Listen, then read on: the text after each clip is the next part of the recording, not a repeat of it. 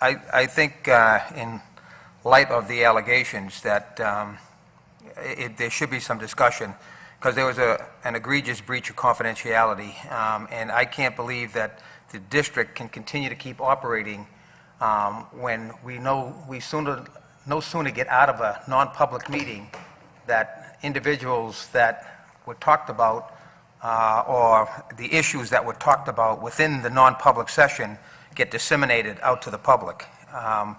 And it's happened more often than not. I remember not too long ago, Mr. Chairman, you wouldn't go into non-public sessions because of the breach of confidentiality that was happening. I'm reconsidering that. I'm thinking about doing it again. Well, so I think this board should discuss it. I think the individual that breached the confidentiality should give us a reason why she did it. And I think that has got to be out in the public so that we can stop this and not have it continue on, because this district is opening itself up to a huge liability lawsuit by this happening.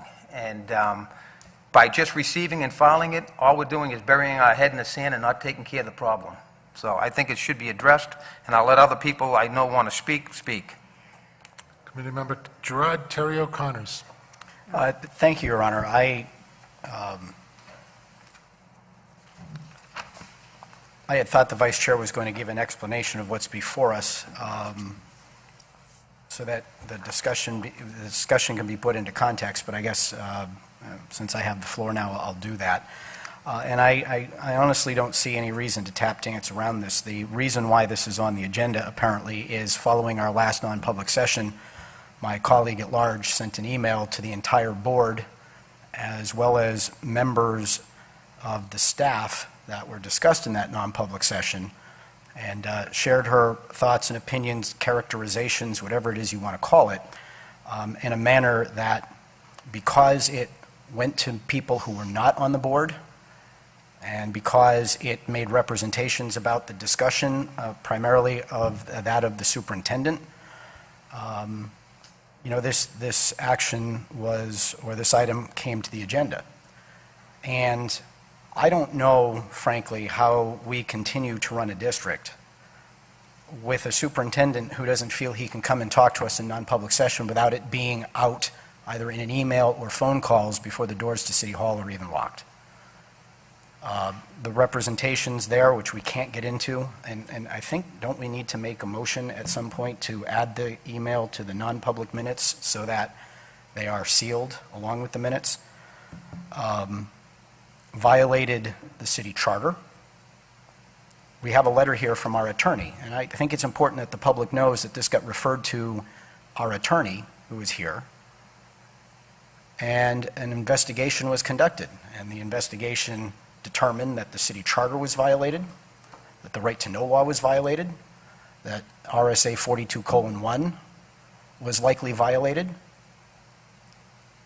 and as a result, there is jeopardy, both legally to the district. The superintendent's contract, in my opinion, was violated,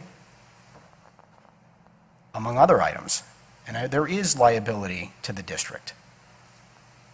The superintendent could have recourse against the board for the breaches of confidentiality. The staff members who were involved in that message could as well. The attorney went so far in his letter as to say that under RSA 42:1, a board member could be removed from office for this.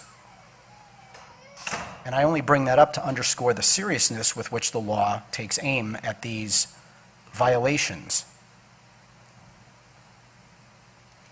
And so is it just a matter of violating the charter when you disclose confidential information? Or is it also a matter when you do it in such a way as you potentially interfere with the personnel decisions that the superintendent needs to make? I don't think that this thing can be left alone. I don't think it should be received and filed. I wouldn't go so far as to say that the board should initiate whatever needs to be initiated to bring it to court to determine whether or not the breach was egregious enough to warrant removal. But if this board is going to continue to violate those confidences, then we need to understand that it's only because the board hasn't taken action to correct it. And there have been, as the vice chairman pointed out, multiple offenses here that have been violations of the charter, confidentiality, and other things. And this is not anything to do with personalities.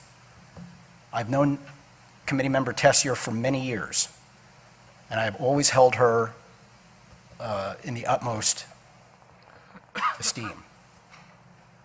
But at some point, enough has got to be enough.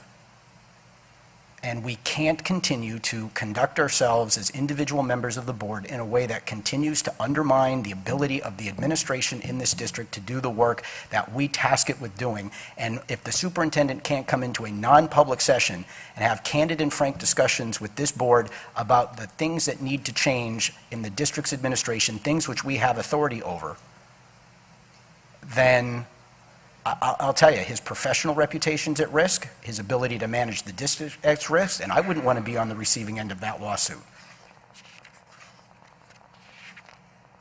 So I hope that this is not received and filed, because if it is, it'll be permission for anybody at this board, unless, of course, they happen to be personally disfavored